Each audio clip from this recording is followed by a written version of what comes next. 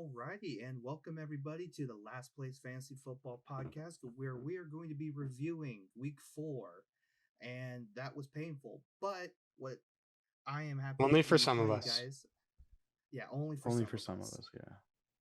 But actually, I kind of need to take a couple steps back. But I am going to welcome everybody to our 50th episode of the Last Place 50. Fantasy Football Podcast. Yeah, 50. I wish I had a little sound drop of celebration. Half a century.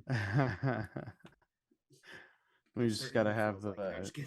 No, yeah, I mean, with the amount we've been doing, yeah, half a century for sure.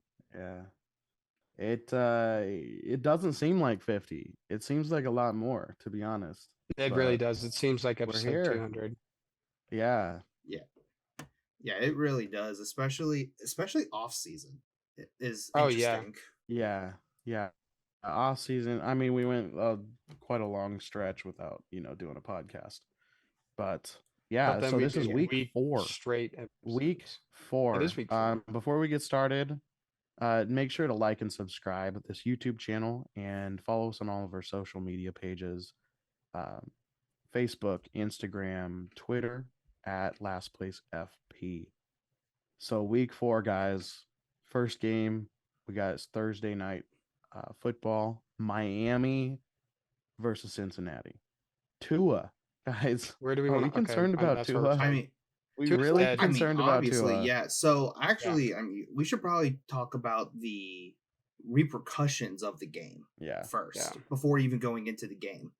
They fired that independent neurologist, and then on top of that, they are reworking the rules.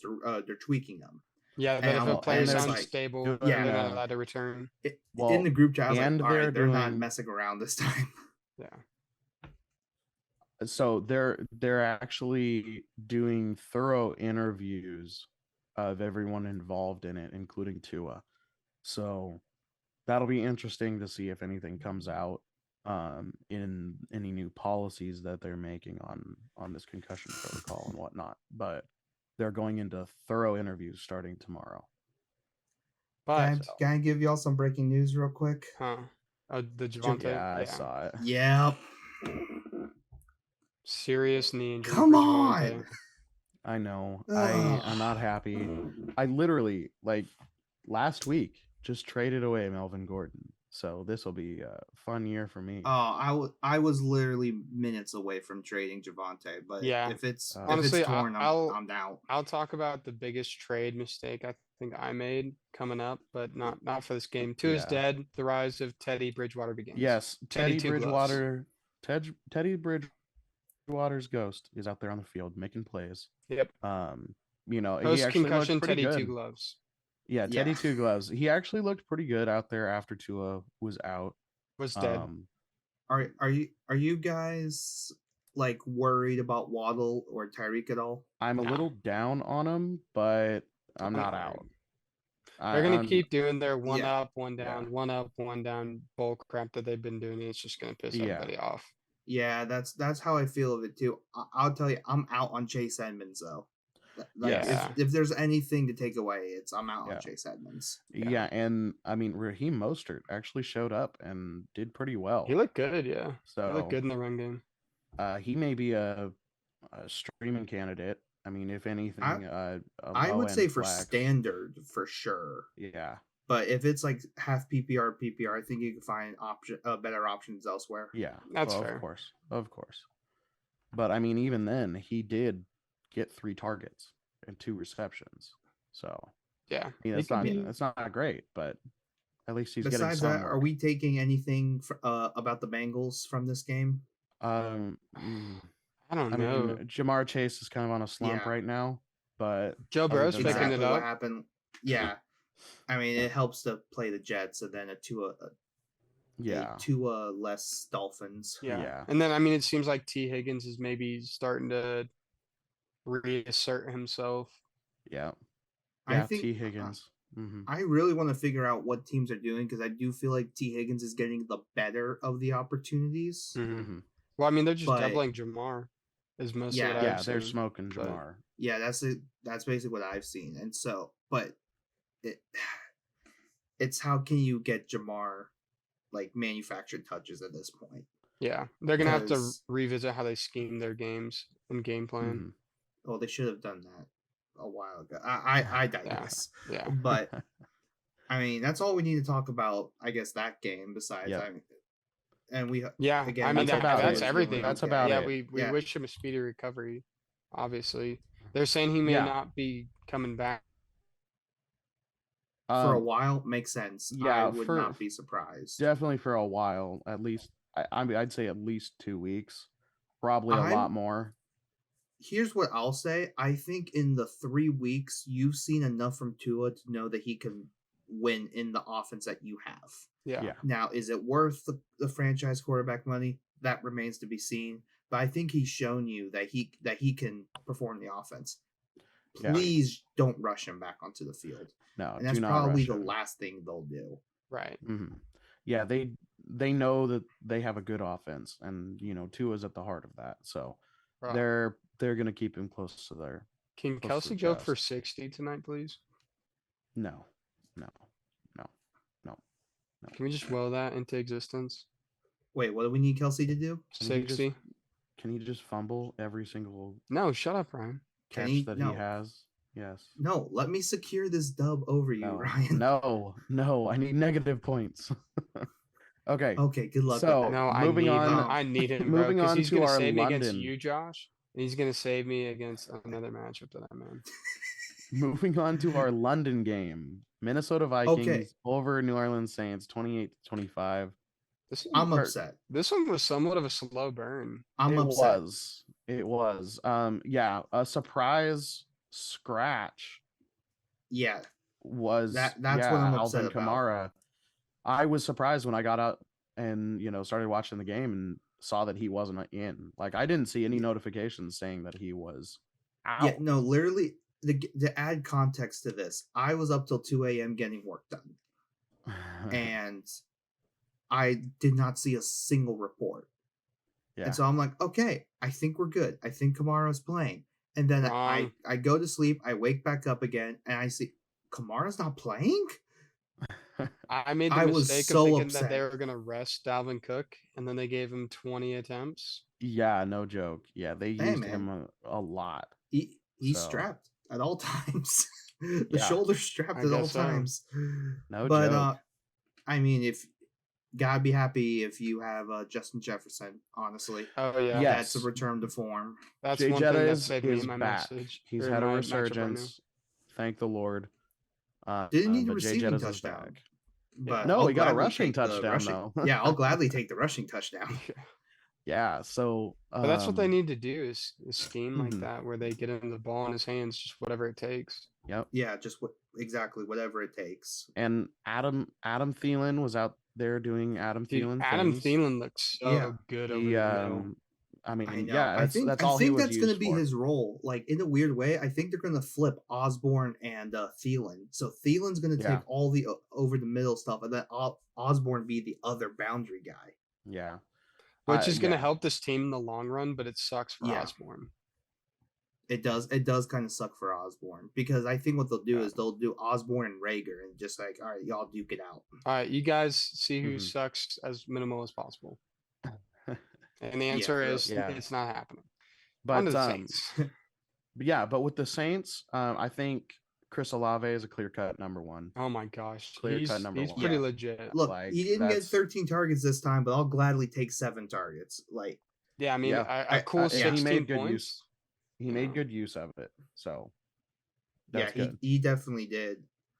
And I mean, considering that Kamara was out, Michael Thomas was out, and I'm pretty sure either Landry played, but Landry. Like, when you're down 2 of the main weapons, obviously he was going to be he was going to be targeted and like defended against a whole lot more. And I think he did a good job. Honestly, he did a very good job. I mean, it was a really good game down the stretch, and just New Orleans missed their kick, and that was the game.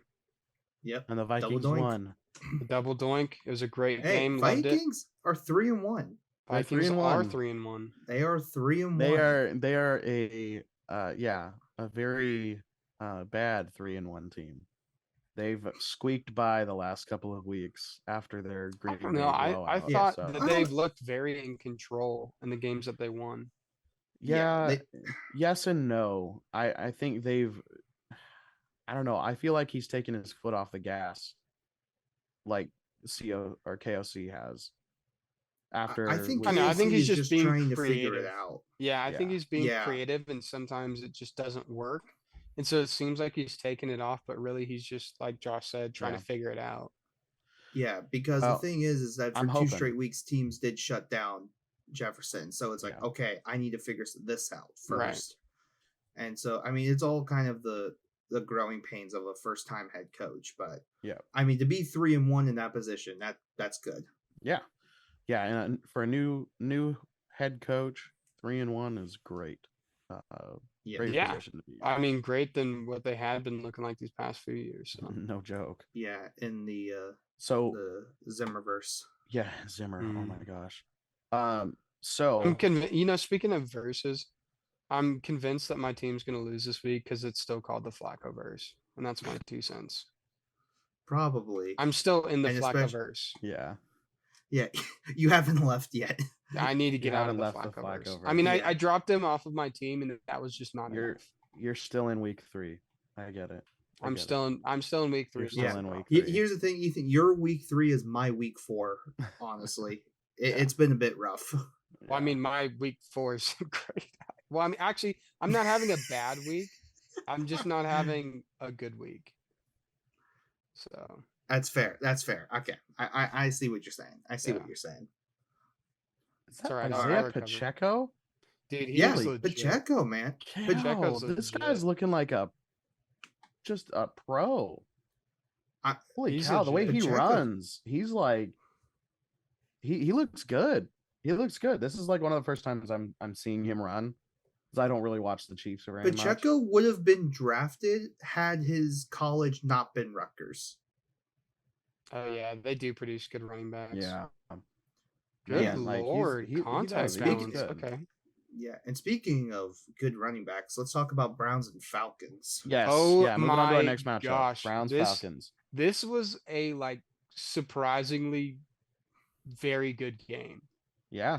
And not just because I'm a Falcons fan, but it was just good from both sides. I mean, it was good defense, it was good offense.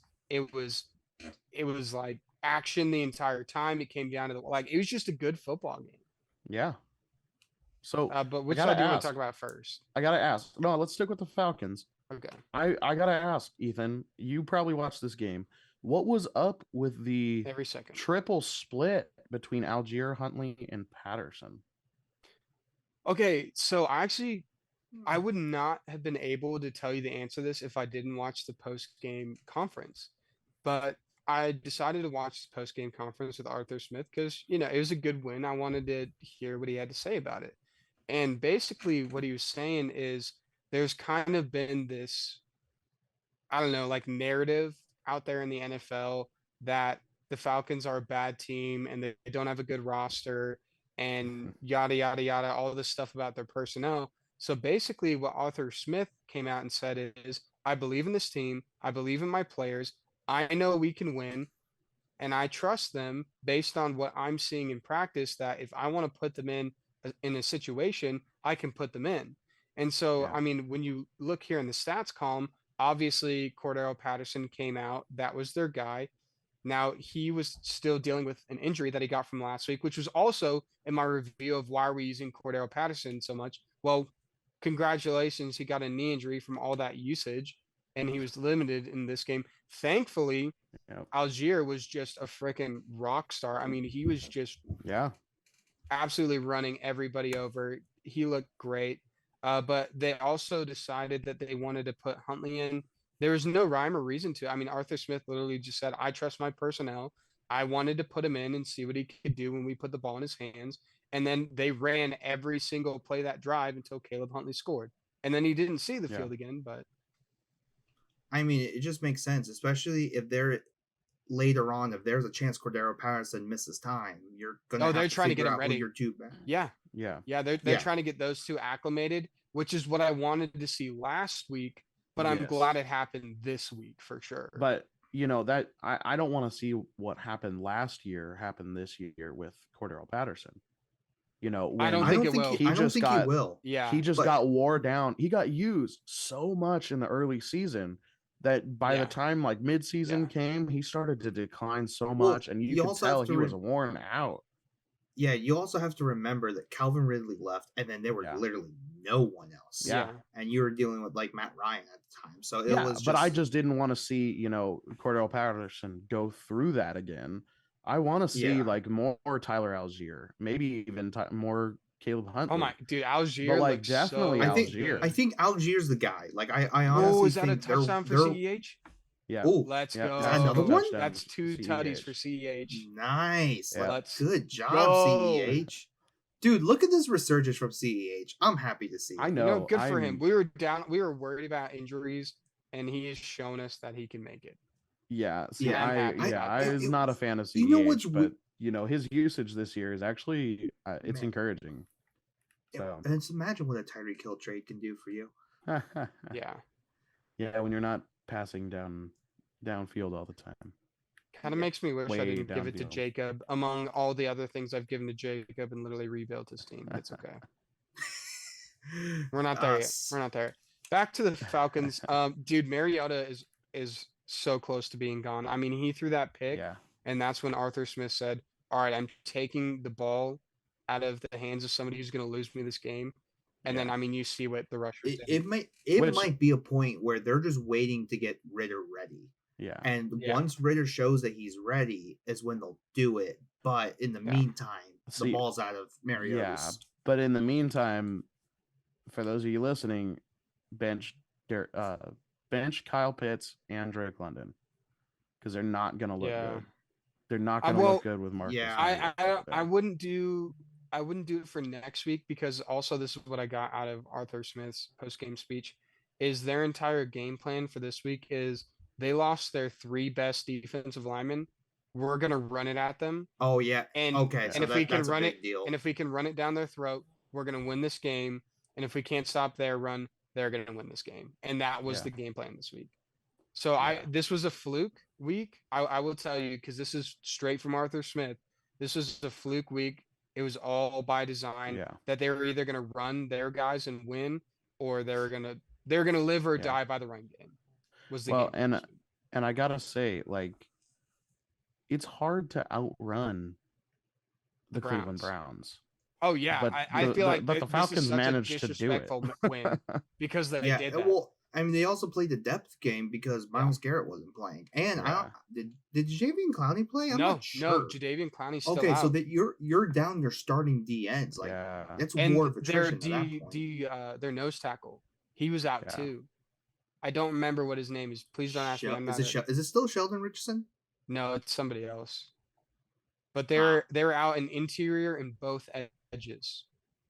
Yeah. So they said if you got a chance to run the ball, run the ball. Literally, Arthur Smith said, "We are going to run at you until you can stop it, and we know you can't." Yeah. Like it was. I was like, but they did a good job. Well, dang, good job. Yeah. But I do think though I'm actually going to side with Ryan, bench Kyle Pitts until Ritter gets in. Yeah. Maybe Kyle. I think London. This was a fluke because I mean, if you look at the targets, he still had 7 targets. Yeah, London's doing fine. He left 3 points off the board because of a face mask, which was a rookie mistake. And but the big thing that like when Ethan and I in like a past episode talked about what's wrong with Kyle Pitts, I don't think either of us really fully accounted for Mariota. Yeah, I really do think I think that's Mariota, the big problem, though. It doesn't make any sense because historically Mariota loves tight ends. Like he loved Delaney Walker and whatever the other guy's name was that came to town, but specifically, maybe it was. No, he didn't play with Hooper. That was post Mariota. Jonnu. Yes, he loved Delaney Walker and then Jonnu Smith at the end. That last year before he got benched for Tannehill. And so it was like, okay, like Kyle Pitts is going to have a good year. Mariota loves tight ends. And then they built the monster squad from Space Jam. And he's like, I want to outthrow my 6'5" wide receivers with an 8.5-foot catch radius because that makes sense. But I feel like this is true with Mariota. So in JV, we had a coach, and our quarterback threw this massive deep.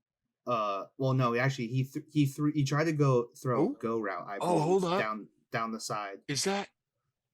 Oh yeah, White is in for Tampa Bay. Oh, is Lenny hurt? No, he's not hurt. It's a passing situation. He's just in. Oop, Mike Evans, big catch incoming. Hold on, I'm watching. Yeah. So to give kind of the story here, I had a JV coach, and this guy had a post route, I believe. I can't remember the route fully, but he just completely missed it. And then the guy goes to the sideline, and the coach goes, "Why would you overthrow that touchdown?" Right. And that's how I feel. That's how I feel like it is with Kyle Pitts and Mariota right now. Yeah, well, I mean, you see it, and he throws it like 2 feet above his head when he's like fully extended, jumping, like a freak into the air, and it's like, how did you miss that? I don't know. Especially because he has all day. Like, if you watch Falcons games, the biggest thing that frustrates me with Mariota is he sits back there all day, and then he still misses on his throws. So, I don't know. So, I think that's enough with this matchup.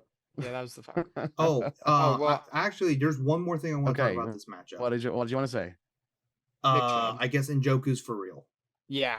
Njoku's going to get Njoku you have to pick up. Yeah. That's about it. Okay. That's it. Falcons disrespected them, and Njoku's for real. Nick Chubb is still Nick Chubb. And another thing I want to point out, Amari Cooper was shut down again this week. He got locked that's up AJ by Terrell AJ right there. So that's AJ Terrell. DPJ 8. David Bell even got some work, limited. But DPJ in space and Njoku late or 8. Good on the guy in the offseason for believing in David Bell. I'm proud of that guy. Whoops. Anyways, before we leave this matchup, this is what I will say. Like, I ended up trading Nick Chubb away, and I had more hope for Monty and Pittman because that was the package. And I'm definitely I'm feeling it. I'm feeling it. I get it. Yeah. So I get it. That's how I feel trading away Swift. Swift has been hurt, and White again. So that's how I feel like I just traded Dameon Pierce. So that one. Oh, I was a week too early. I was banking. All right. Mike let me bring up this league because all right, that's nice because my 3-0 start is about to get destroyed because 1, freaking Michael Pittman, and then 2, my running backs are Swift and Javonte. I think there's still hope for Indy. I just don't know when it's coming. I don't know either, but if JT is out, we got he's not out. Well, they said I heard it was a high ankle sprain. No. And if that's the case, that's a yikes. Is that a touchdown? Yeah, touchdown, Mike Evans. Mike Evans touchdown. Nice. Man, you guys are behind me. Okay. So y'all want to go to the next game? Yes, let's go to the next game. Washington Commanders versus Dallas Cowboys. Cowboys smoked the Commanders. Yep. Cooper Rush is undefeated. Whole game. Yeah, Cooper Rush is undefeated and looking pretty good. 223 for 2 and no interceptions. That's pretty good. This tells me Dak's not playing week 6. No. Yeah. They will make sure Dak is 100% before. I think they realized they could win with Cooper Rush, and CeeDee Lamb looked really good. Yes, CeeDee Lamb looked really good. Finally got some good target share and good yardage and a touchdown. So excited over that. You know how I feel like what this is? To me, this feels like that they kind of let Dak have all these basic plays, and it's like, all right, you throw it in there, we know you can. Yeah. But with Cooper Rush, that there's a little bit more of a play design. Yeah. And I wish they would just take that play design and give it to Dak because that would make Dak so much better. Yeah. Yeah. Yeah, I get that. I get it. I mean, I think that's really it for the Cowboys. I mean, nothing really ever was relevant. Well, see, I was kind of upset by the Tony Pollard usage. That is fair. He wasn't seeing the field as much as Zeke, and I know and Zeke it's because looked bad. Zeke is there. Yeah, Zeke looked bad. 2.6 of your average carry. But I think Tony Pollard is just there like, hey, we need to catch up. Like this is a game, and we need help. Yeah. So I think Zeke is there. Okay, we're winning. Just give Zeke the ball. Just feed him. Let him run. Zeke is more of a power back, but personally, I would interchange both, because if you run Zeke into the ground, there's a lot of runs, unfortunately, you can't do with Tony Pollard that you can do with Zeke. Yeah. So that is true. But they're using him right now. Don't necessarily like it, but yeah, I want them to use Tony Pollard a lot more, just because I spent a lot on him this offseason. But yeah, you did. Yeah, but yeah, on the other side of the ball, Jahan Dotson again looked solid. Yeah. Didn't get as many targets, only got 4 targets, but he came down with a touchdown and a 31-yard grab. So that was good for him. Logan Thomas saw a lot of usage, surprisingly. 6 targets. Looks like a lot of short 5 receptions, but yeah, it's short yardage, but receptions count, man, in PPR. So if he's getting 6 looks every game, that could equal some significant yardage down the line. Yeah, fair enough. Yeah, I mean, Logan Thomas 2 years ago was a major play. Yeah. At tight end. So, I would say keep your eye out on him, especially with the thinning tight end room. Yeah. Antonio Gibson looked like crap again. Just did not look good.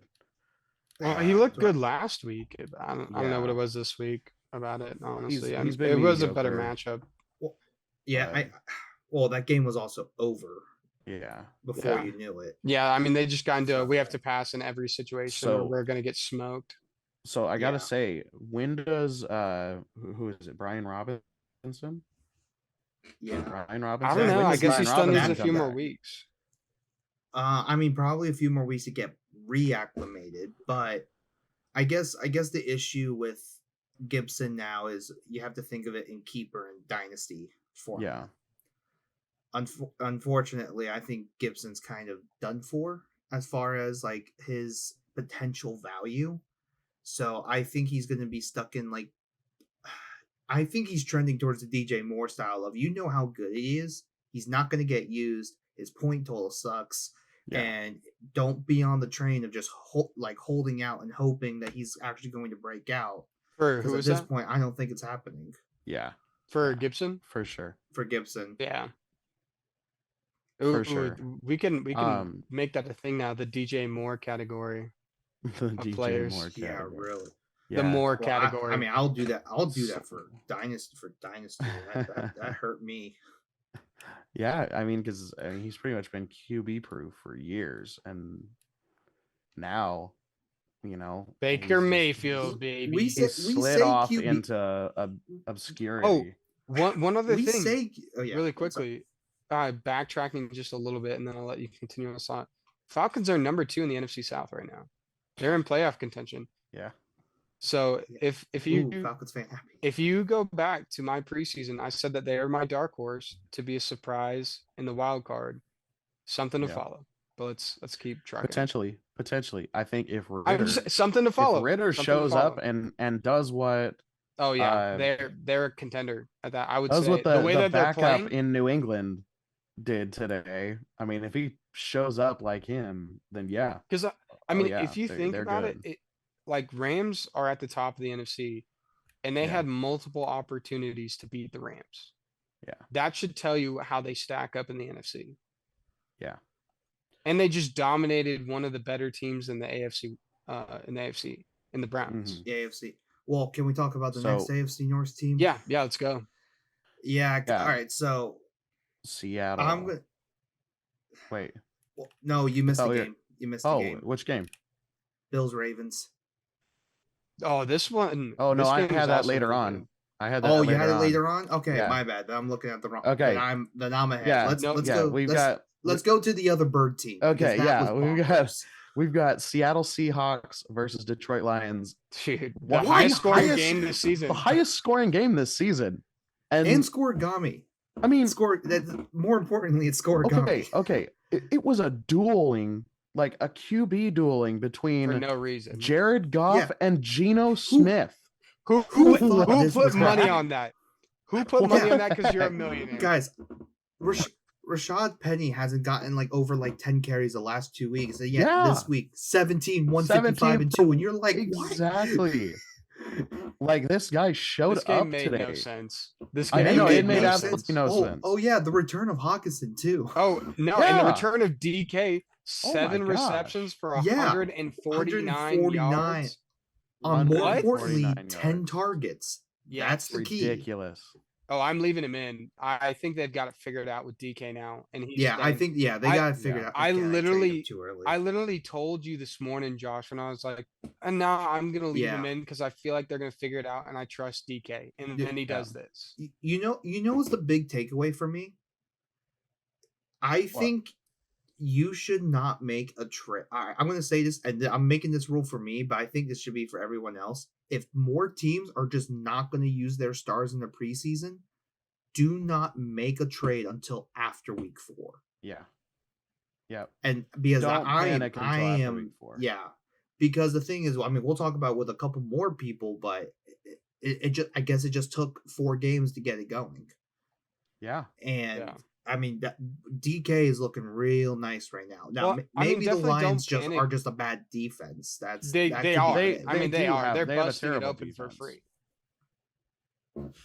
Yeah. But for some freaking reason, Jared Goff is able to get this Lions offense to keep up with whoever they're going up against. Well, it's because they can run the ball and like being able to they just got have that control. And just being able to do that, like, if he has an O-line, he can go for 378 and 4. Yeah. I mean, Jamal Williams, 19, 108 and 2. Yeah. He went solid. Off today for no reason, and I'm sure you're happy about that, Josh. Oh yeah, I very much so. Yeah. He just wants to beat. He wants to beat me so bad. Josh Reynolds did some today. 7 receptions, 81 yards, and a touchdown. Surprisingly TJ Hawkinson, holy crap! Hawk was number one. The Hawk. Oh no! Now I do not think it on 4th and 1. Once we get Amon-Ra back and Swift, we're not going to see that production from Hawkinson anymore. I don't think. Well, yeah. Oh yeah. I mean, Sun God's going to take all of that back. Yeah. I don't even think J-Mo can stop Sun God right now. But for now, if Sun God is out another week, put in Hawkinson. Oh my God, put in Hawkinson. Oh yeah. Yeah, at this point, like Hawkinson's a must play if any of them are hurt. Yeah. Any of them. That was the game. Yeah. That's pretty much it. The game no one thought would happen. I actually watched this game on the side when the Falcons weren't playing, and it was so entertaining. It was. Yeah, it was actually like I kept getting updates. Like I was like, the Falcons aren't on right now. What's going on with Seattle? I knew something was weird when I kept getting the sleeper update. DK made a big play. DK made a big play. Yeah. DK made a big play. Yeah, exactly. What is happening? Yeah, and then I got a notification. Geno Smith rushing touchdown, and I'm like, what? What is going on over there? So I had to tune in and check it out. But on to our next matchup, Tennessee Titans, Indianapolis Colts. Derrick Henry is back, guys. Yeah, Derrick Henry's back. It took him 2 games, but he's back. Yeah, I love kind of. He's kind of back. I mean, 22 carries, 114 yards, a touchdown. I would consider that a good game. I know. I'm not saying not Derrick Henry before his injury last year, but honestly, what we should have realized is that they were going to ramp up Derrick Henry. Yeah. And I think that was fair. A complete oversight by almost everybody. And it's like, oh, okay, Derrick Henry will be back. But it's like, no, they ran him into the ground. And that's why his foot broke, basically. Yeah. But I also want to point out this. He was the most targeted on their receiving core. Yeah. Yep. That's the most targeted. Derrick Henry's going to be a league winner if he can do that. Oh my gosh. Yeah. So Chad Okonkwo got his first touchdown. All of our tight end, bro. Chigo Okonkwo, sorry. All of our tight end predictions, for whatever reason, have been right. Yeah, that's been the hilarious part. Like we're like, yeah, Chig, yeah, Jelani Woods. Out of everything, and we're right on tight end. Isaiah Likely, and even Isaiah Likely's been hot or cold, but he still looks good. Yeah. Oh yeah, he's definitely still. Yeah, he does. The other one who's not making considering it is Arizona tight end, but he's injured. Yeah, Ertz. Yeah. Ertz has still been very productive. He got a touchdown today. Ertz is having himself a year. Yeah, he is. Yeah, it's especially a resurgence. Wow, Tom Brady just got mauled. Well, especially with Nuke out, he's seeing a lot of targets. So, on the other side of the ball, JT. Dude, what happened to JT? He got hurt. I really think it's Frank Reich. So I think it's not. I don't think it's 100% on Frank Reich, because I think it's 50 Frank Reich and 50 on Chris Ballard. And the reason why, and I think, Ethan, this is the thing you and I wanted to bring up, was at some point you have to realize that it's just not working. And they've been doing this Band-Aid at quarterback for 5 straight years now. And it has not worked. And at this point, and then at this point, it's been 5 years since Luck left. So Luck, I thought it was it's been Brissett, Rivers. Okay, it's been 4 years. It's been 4 years. 4 years. Okay. Yeah, it's because it's Brissett, Wentz. Oh my god. And now Rivers, and then Matt Rivers. Sorry, I can't believe it's been that long. Holy cow. Yeah, but the thing is, that goes back to the point of what we said all about the Colts. Andrew Luck had so many issues with that roster. Yeah. And now, unfortunately, the more you try to Band-Aid quarterback, the more you're seeing the other issues of the roster. Well, and one of the biggest issues is they're not building the offense around the QB. They're just asking all these Band-Aid QBs to come in and be able to run their system. And that's just not how the position works. But even then, I think the issue is there's been a lot of good quarterbacks, and they have just chosen not to choose them. Yeah. Yeah. It's just been like that. And that's where it's just okay, I think you would have more sympathy as if you had a rookie quarterback out there and you were just giving it a go. I understand that. Yeah, I think Frank is out soon. I think he might be the scapegoat, but I really do blame I feel a lot of it is on roster construction. And that's just kind of been my thing, because it's we're here to throw the ball, and I'm like, with who? It's Pittman's cool, is good. Then you have Paris Campbell has been all right. You should have went out and grabbed another receiver. I know Alec Pierce is good. I really like Alec Pierce, but you should have had another established weapon out there if you wanted to throw the ball. And then for running the ball, it's been good. Quentin Nelson's been your top guy, but ever since Costanzo got hurt, now running the ball retired, not look good. Yeah, it's not looked good at all. But I also think part of the issue is, do I fear Matt Ryan running the ball? Absolutely not. Yeah. Yeah. So I think that's also been the other issue. So that I just don't know. I don't even think it's just a needed time to gel. I just think they just need to take it old school. And at any playbook from the 80s and 90s, let's bring it back. And you just need to roll with the running backs, because the trying to be a passing team is not working. Yeah. Yeah. I agree. So sorry, kind of getting off off topic here. Sorry, I'm you're good. You're good. You're good. And that's the game, folks. So Mo Alley Cox. Mo Alley Cox. I do want to point him out. He did really, well today. 2 touchdowns, 85 yards, and 6 receptions. Do you think that he is going to be repeating that at any point this season? No, because literally the week before was Jelani Woods. I think they'll play. I think they're going to play through the tight ends at this point. Like literally, just stick yourself in 12 personnel and call it a day. Yeah, I think it's going to come back around for JT. I think he's going to be okay. They're just trying to figure it out. No, but I'll be honest though. I'm looking at trading to get Hines if JT's out for a bit. Yep. But this is what's crazy for me. How does Nyheim Hines only get 1 carry? Yeah. Yeah. Like that. Even then, that doesn't make sense. Like he had 3 touches all game. Mm-hmm. Explain. Well, I mean, Hines hasn't looked good. Get used. I've watched all 4 Indianapolis games, and in not one game did I see Hines and be like, "Oh, he looks good." Yeah, no, I'm just frustrated as someone who drafted Michael Pittman in the 4th round, and he can barely. Is that a 3rd touchdown for CEH? Are you serious? Okay, no, I think they're marking him short. Oh, you got to they marked him short. Oh no, okay, no, short. It's 3rd and goal. That's no, that's their other guy, number 1. Frick. Jarrett McKinnon. Yeah. Right? Somebody. No, that's a touchdown for McKinnon. Oh, they got to review that. Gray. No, that's Gray.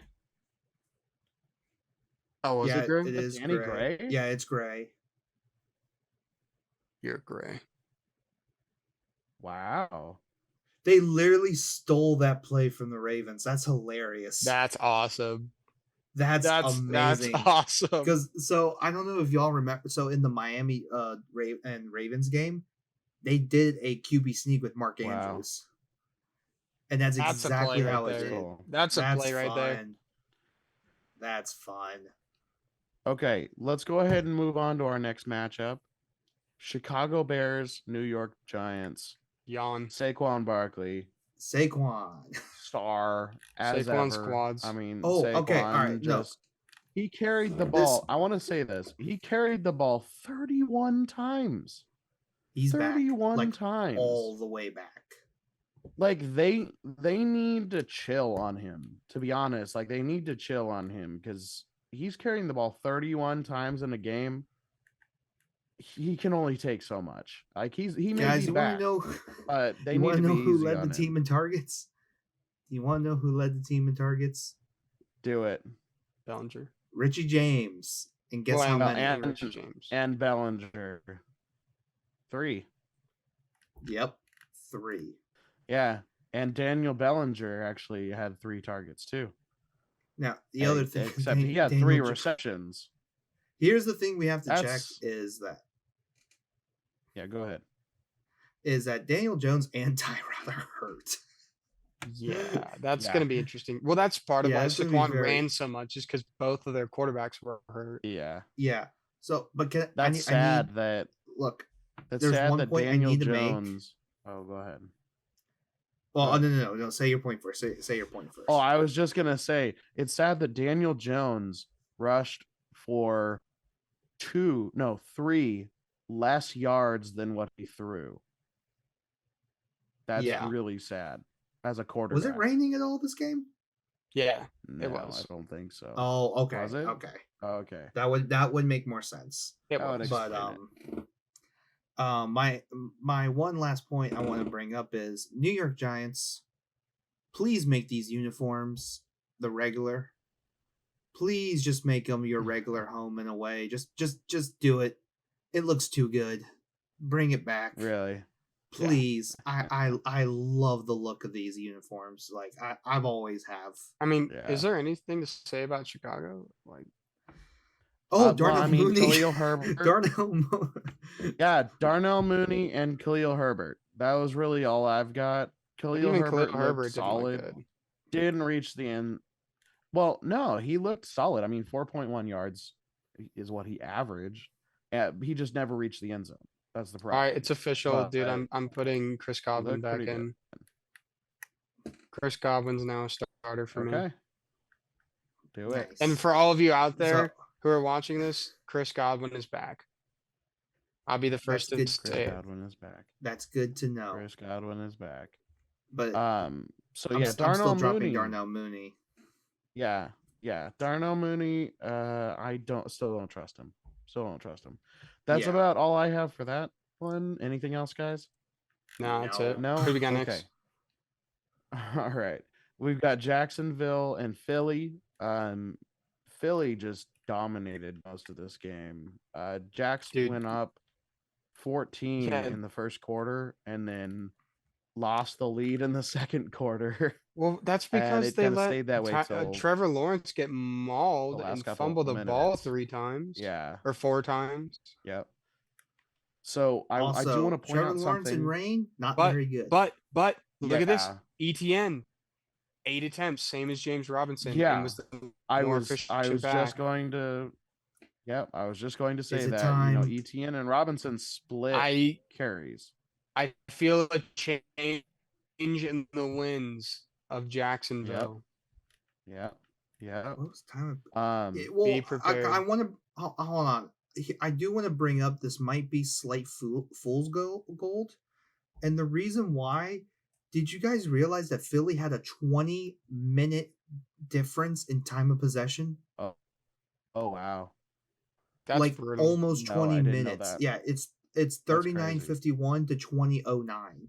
So I'm like, wow, Trevor Lawrence didn't throw it that much. Yeah, well, I mean, when Miles Sanders carries for 27 and Jalen Hurts carries for 16. It's hard to good luck with that. Ignore rushing the ball for over 40 times in a game. Dude, you're gonna be rushing touchdowns. You're gonna be commanding that. So, 4 rushing touchdowns between Gainwell, Hurts, and Sanders. I mean, when you turn the ball over 5 times and let him just control the clock. Trey Sermon exists. Trey Sermon actually got to see the field. Psych. Yeah. And he had the highest 2 carries for 19 yards. Yeah. Josh, I don't know. I have to say gold. Because think about it, even in limited capacity, if they're keeping it even or close enough, I think the tides are going to change for ETN. So you think it's changing for ETN? I think it's starting to. At the minimum, it's starting to change for ETN. Okay. I think they're starting to notice how explosive ETN is, and they're trying to work him in a little more. I wonder if it was just him we've been getting saying used for to weeks. NFL speed. Yeah, maybe that's why they relied on that. Might be it, honestly. So yeah, maybe like a Derrick Henry treatment, but like at a slower pace. Yeah. So those of you that saw the 2 Jamal Agnew touchdowns, ignore them. It was a fluke. Good for you. But if you started Jamal Agnew, you deserve to win your league. You big brain you deserve SOB. to win this week. Dude, if I did that, I would Miles Sanders tattoo. Yeah. Oh, Miles Sanders is another lock. Is a lock. Yeah. I mean, if you didn't believe in him before, Brown. and I was one person to go to bat for him, like he solidified himself. Don't say nothing about Miles Sanders. Devonta Smith, he could be a top 10 not see a whole lot of usage. He could be. Yeah. He could be. Whoops.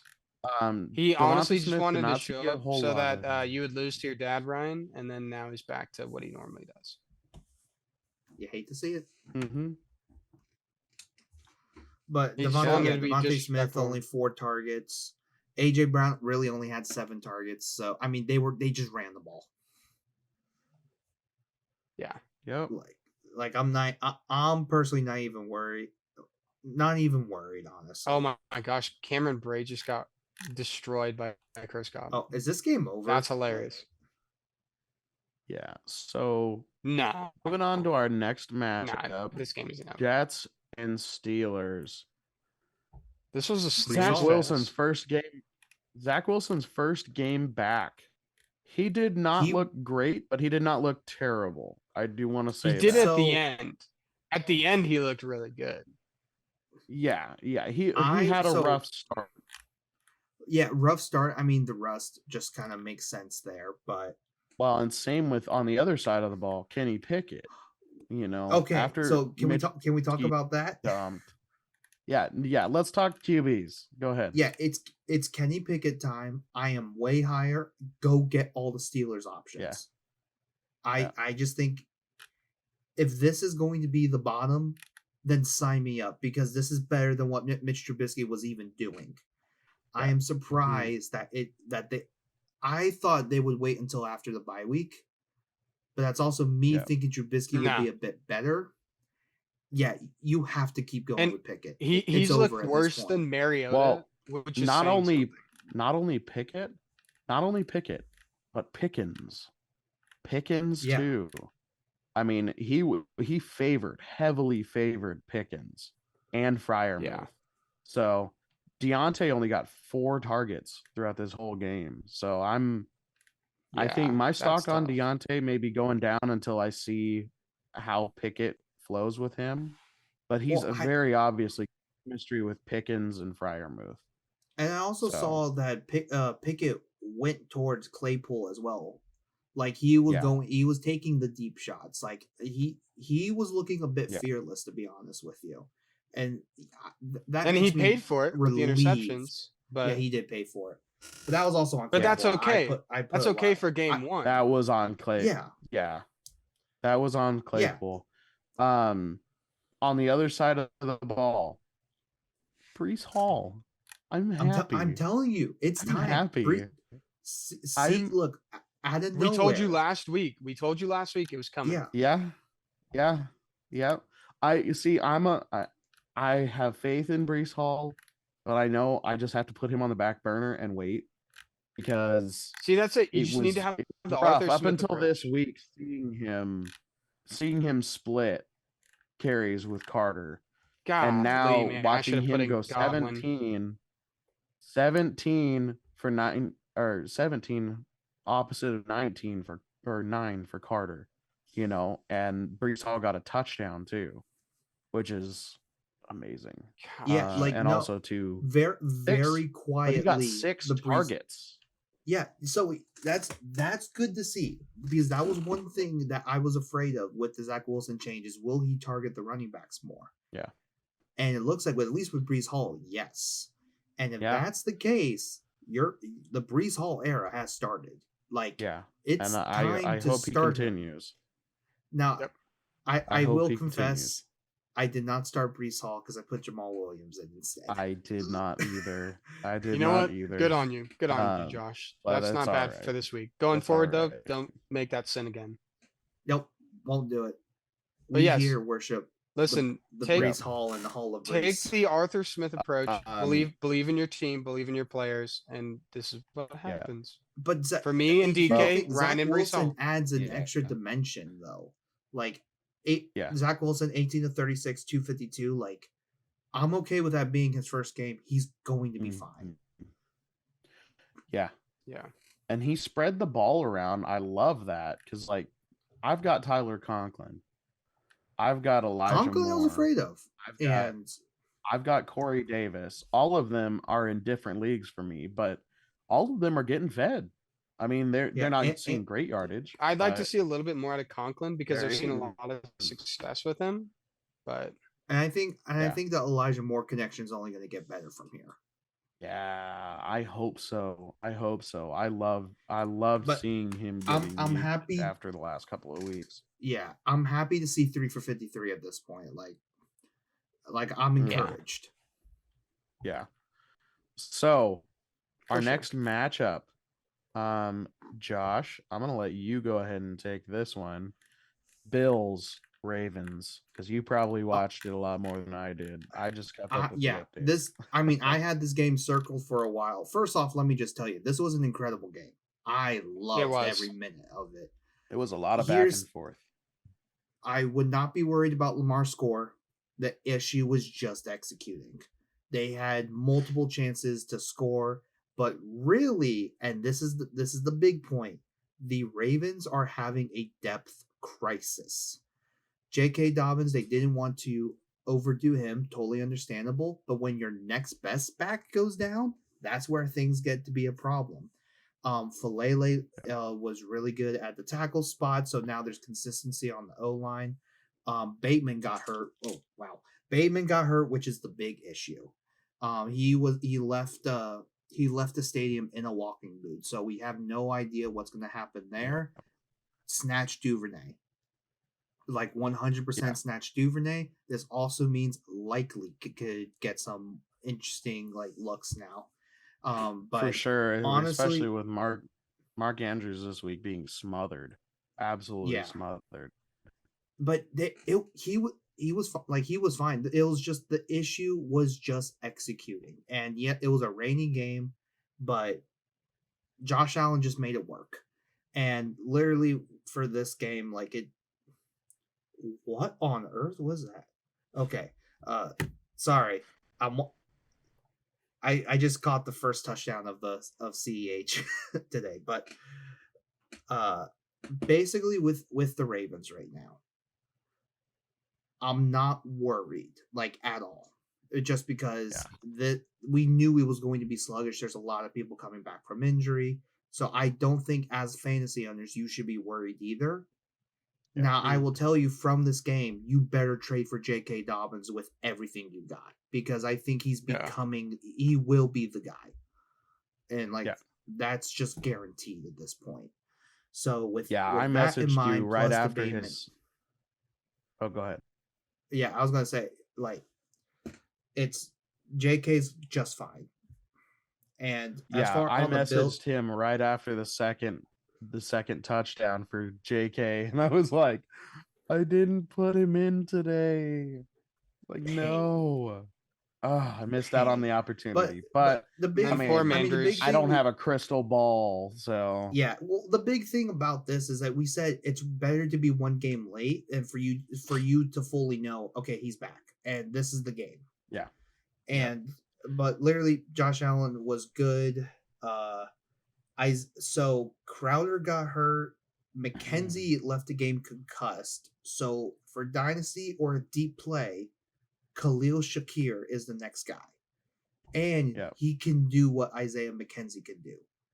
So that's another person. Gabe Davis is back though. Also, Devin Singletary for sure number one back. For sure number one back. For sure. They just in the second half said, okay, we're gonna stop playing around. We just gotta keep using Singletary. Yeah. And this game was really just war of attrition and just depth. That was really the issue. So when the running backs went down, that really messed with the Ravens. When Bateman went down, that really messed things up. And then even from there, like Josh Allen was all right, but it wasn't anything like special. It was just like he is a special player, but it was just a tough, grinded out game. So there's not a lot of fantasy takeaways besides Dobbins to me.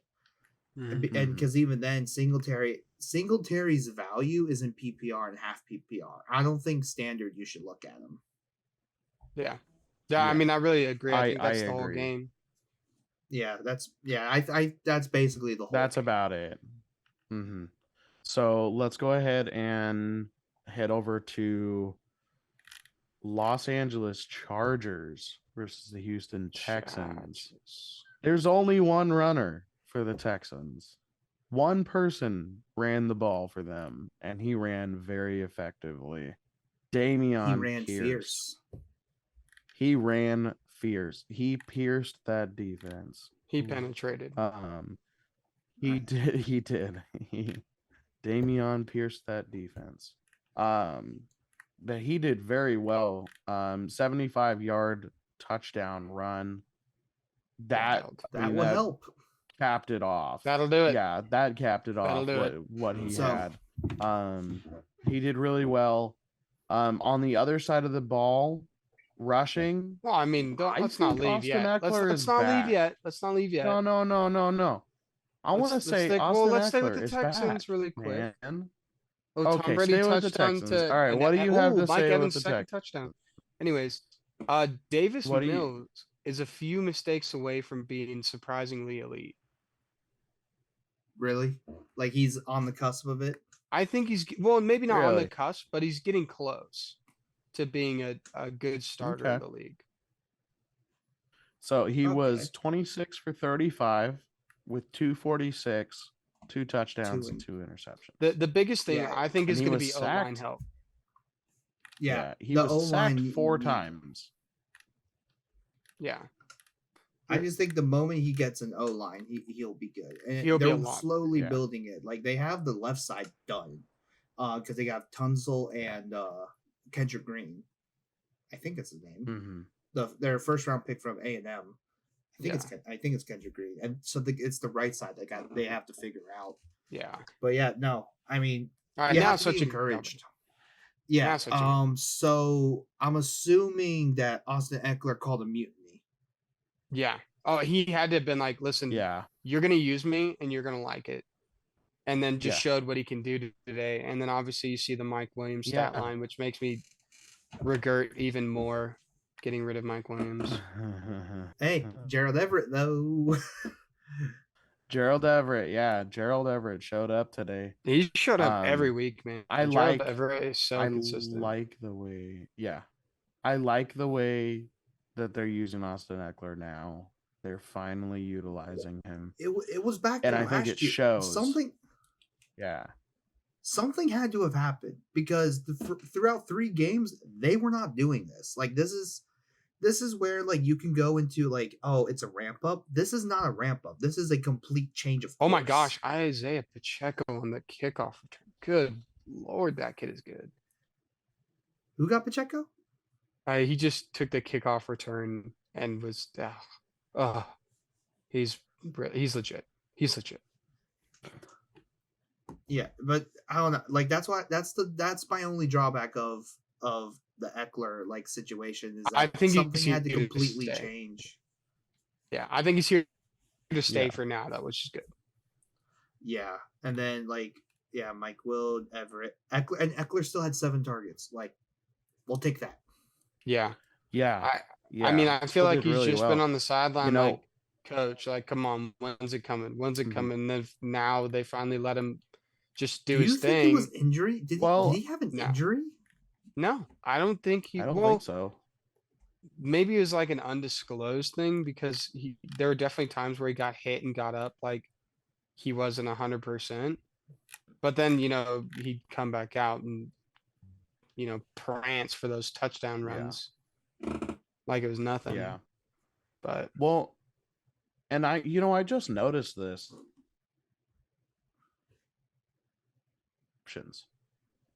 That's crazy. What was that? Oh, I was just saying, I just noticed that Dameon Pierce got 6 receptions.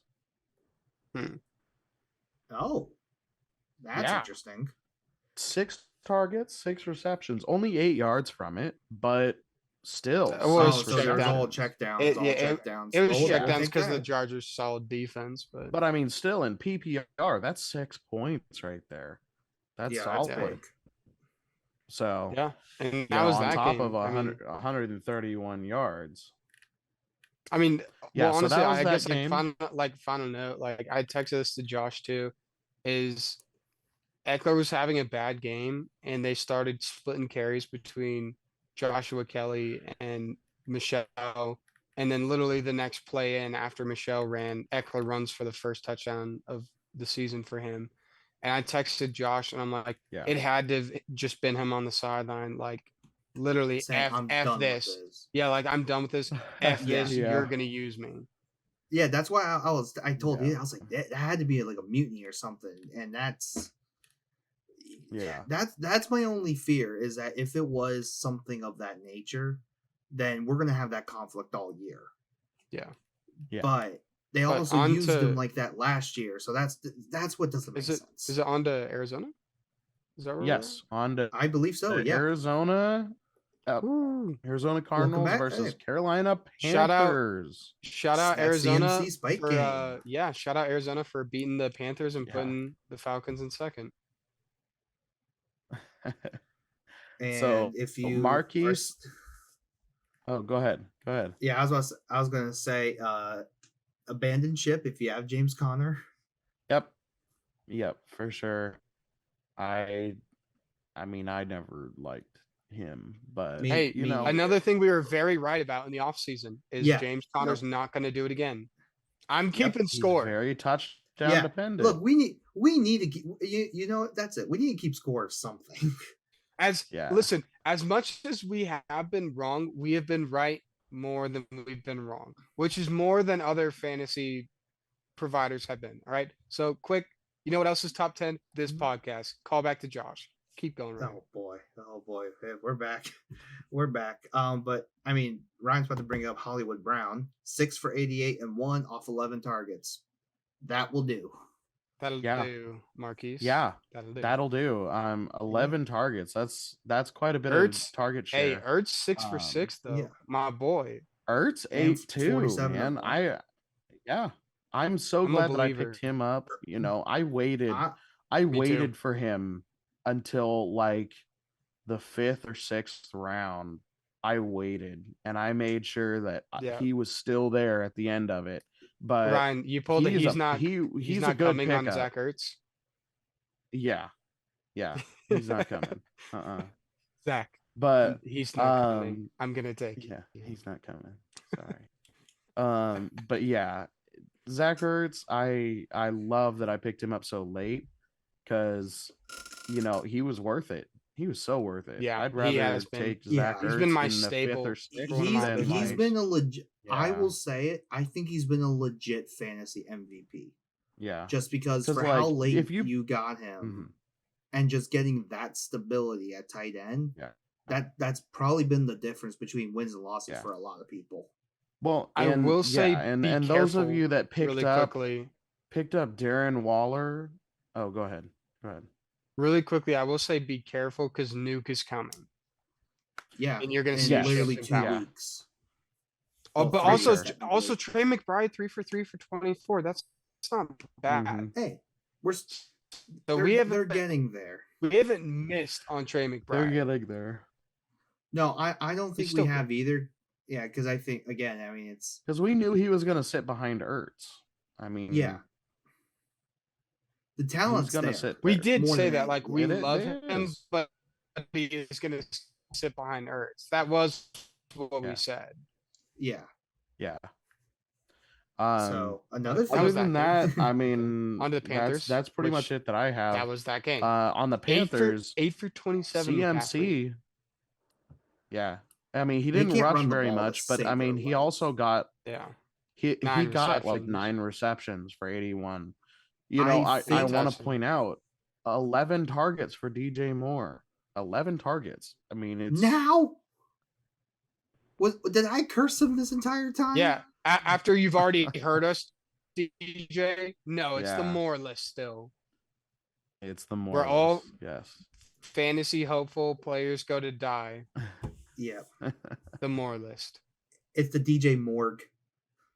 Oh, Morgue. Oh, they go to the morgue. DJ Morgue. Oh, that's good. Morgue. That's good. We're gonna have to use that from now on. DJ Morgue.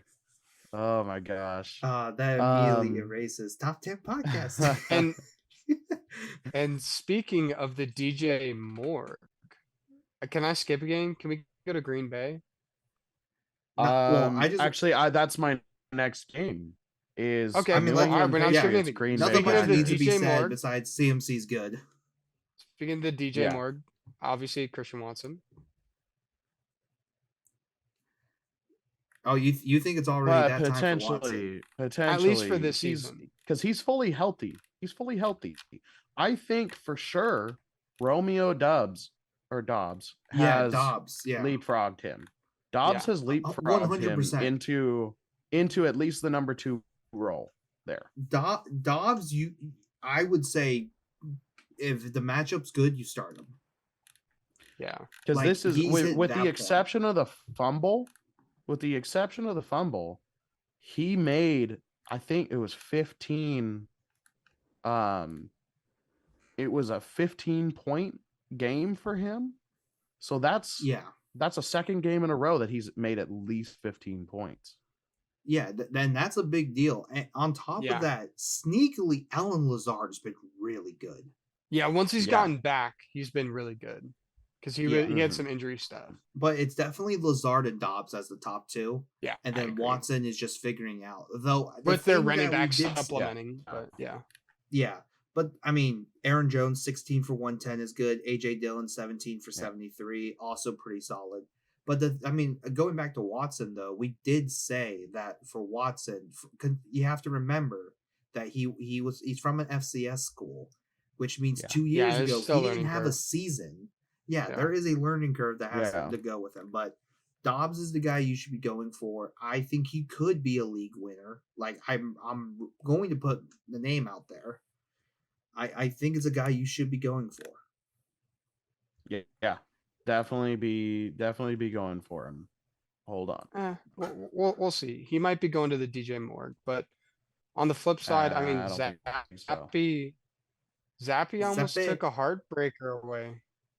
Look, man, I feel bad because we just didn't care about Zappy in the draft, and now he showed up and he actually did pretty well. Yeah, he showed up and he actually did pretty well. He's just a perfect fit for that kind of offense, though. Yeah, like he's a perfect fit. Well, that's why they picked him up. Yeah, he's Hoyer but younger. Yeah, and then are you guys encouraged by Damian Harris and Ramondre?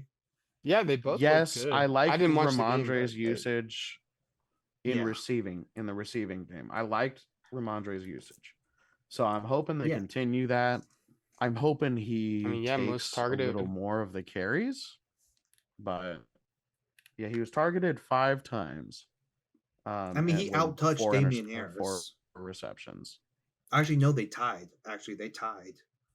Yeah, I think they tied. Yeah, they did. Straight down the middle. Yeah, we're at 18, including receiving yards. Yep. So I'm still confident. Damian Harris got a reception too. So it's 19. Damian Harris outtouched him by 1. Yeah, 19. No, because Ramondre had 5. He had 5 targets, but he only caught 4. 4 of them. Okay, so so it's 19.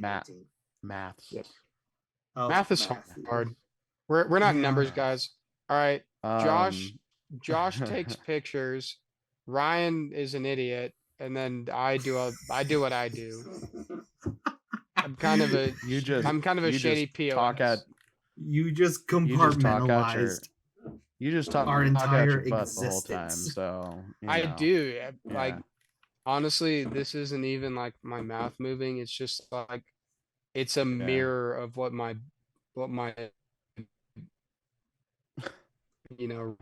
rear end is doing. Exactly. Because I talk out of my anyways, so next game, Broncos Vegas. Yes, Broncos Vegas. I'm upset. Russell Wilson at it again. This game he actually looked pretty good. Still struggling though. What the heck is happening? Javonte? Just something's missing. I don't know. I can't put my finger on it. So if this injury is serious, I'm going to be hurt. But I'm also going to trade for Melvin Gordon. Actually, I don't even know if I'm going to trade for Melvin Gordon. Just because his offense doesn't look good. It still doesn't. Yeah, there's just something missing. Like I don't ask me what it is. Don't ask me to diagnose it. It's just something's not there. I got no idea. But there's just what I will say is it's shades of Peyton Manning, because the first year when Peyton Manning came over, they did not look good. Yeah, at points they didn't. But then they went to the Super Bowl and got embarrassed, and then came back 2 years later and won. But the thing is like Javonte looked really good last year. So the fact that he's not looking really good this year is a problem. Yeah. Like I think people are just figuring it could be their own line too. I mean, it could just be that line's not good, but also and more film prep on him too. Having a whole season of tape, you can figure out the guy's tendencies. But the thing is, you would think with a theoretically better quarterback that you would be okay and good to go. Yeah. Like that's kind of that's my problem. It's like if that didn't fix it, then are we too high on Russ? I think Russ just hasn't transitioned over from what life is like in Seattle. No, I just think Russ hasn't made that transition yet. You know, I think he's going to get there. It's just you just got to give him more time. They're going to ride. Yeah. It's just a transition. This may be just a transition period for him. But let's go to the other side. The Raiders, they finally let Josh Jacobs do what Josh Jacobs does. Like, good God, finally. Man. It only took Josh Jacobs had like a 40-point game. Yeah. I loved it. Yeah. So glad I didn't take him out of my lineup. 28 for 144 and 2. Like, about time. We knew he had and then he had 5 for 31 too. Yeah. Oh yeah. Which is good. Cherry on top. That's a really, really pretty cherry on top. Yeah. And then Devontae is back to Devontae things, 9 for 101. Yeah. 13 targets. Like that's good. Shoot, that's like more than he's had in like this team weeks. Will be. Yeah. Listen, this team is going to be what they thought they were if this is how they play. Run the ball through Josh Jacobs and then use Devontae Adams to get to get the game moving downfield. Yes. And I do think this all depends on Josh Jacobs. And I really hope we see more of Josh Jacobs. 100%. Where they're like, can we like actually accept that 5th-year option now? Is it too late to do that? You missed the deadline. I'm not resigning. It's like because like literally here, Brandon Bolden only got 1 catch. Like there were no other like running back was in the vicinity of Josh Jacobs. As they shouldn't. No business. Yeah, none at all. Yeah. And then Matt Collins 3 for 33, but Darren Waller 3 for 24. I really feel like if Devontae Adams is gonna work, Waller's not working. Or Renfro. I agree. Yeah, I agree. Which is how it needs to be. Yeah, I abandoned ship on that one. But that's a little bit of an abandoned ship. Yeah, I will. You know, all right. Can I throw you all a curveball right now? Yes. You could end us on a curveball. Okay, so I'm gonna. What is your main takeaway a quarter of the way into the season? What's your main takeaway? Expect the unexpected. Is as it seemed. Nothing is as it seemed this offseason. Yeah, expect the unexpected. Just any predictions that I had this offseason, a majority of them were incorrect. I took a chance on a lot of different people in all of my leagues over this offseason, and a lot of them were incorrect. The one fantastic trade that I made was with you, Josh, and that was for Sun God. That was for Amon-Ra. Yeah, and I love that trade. And now CD. Yeah, and CD, Sun God and CD. I love that trade, but that was about the only good trade that I made this offseason. What I will say too is don't panic yet. Like if I were to say one thing to like people playing fantasy who have struggling teams or like potential struggles that they're going into, like what my team is, don't panic yet. Because there's still hope for a lot of people who haven't performed. Like, you know, like your Pittman, like your JT, like your Eckler, like your Devontae Adams at time, like your, you know, insert a big name. Yeah, like your Godwin. That I mean, there's still going to be hope for those players.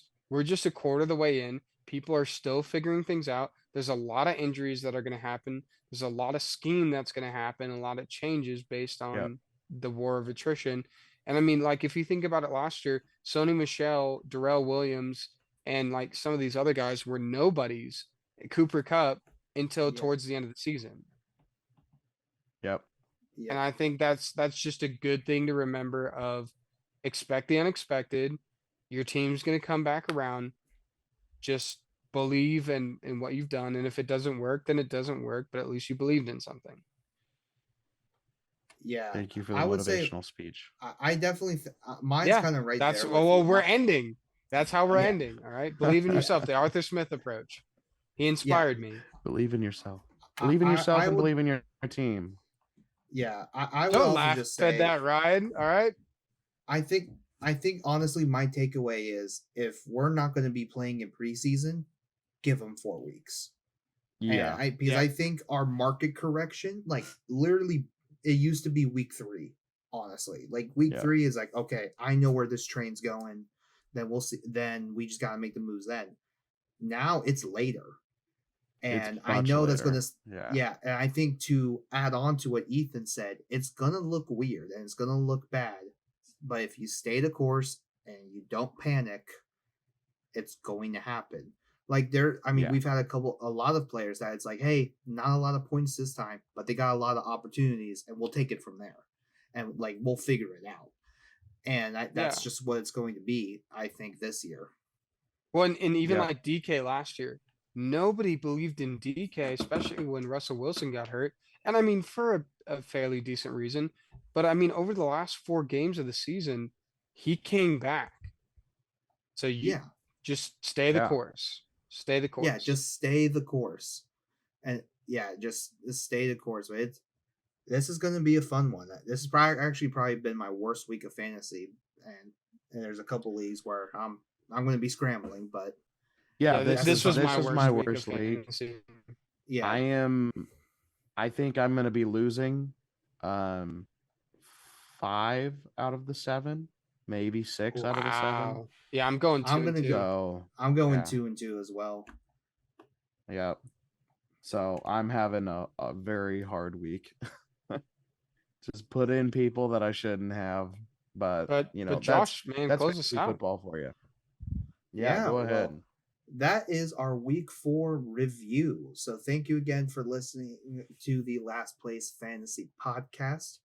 And don't forget to like and subscribe to this. Also, don't be afraid to leave a comment down. We're here for any fantasy advice because, as you can tell, we're kind of mostly right. We love to talk. And then, and we just love to talk fantasy. And this is kind of like a thing. It is what it is. So much fun. It is what it is. It's so much fun for all 3. It's a hobby of ours. It sure is. But we just can't help but being right all the time. Continue. Exactly. So don't forget. Unless you're right. I forget. Sometimes you're right, and sometimes you're right. There we go. We got it in. Thank you, Ryan. Can't believe I'm rolling with that. Oh boy. And for everyone, but as Josh was saying, go ahead.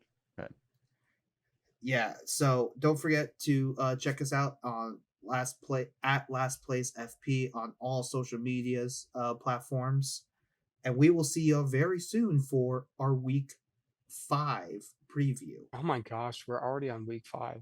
Already on week 5.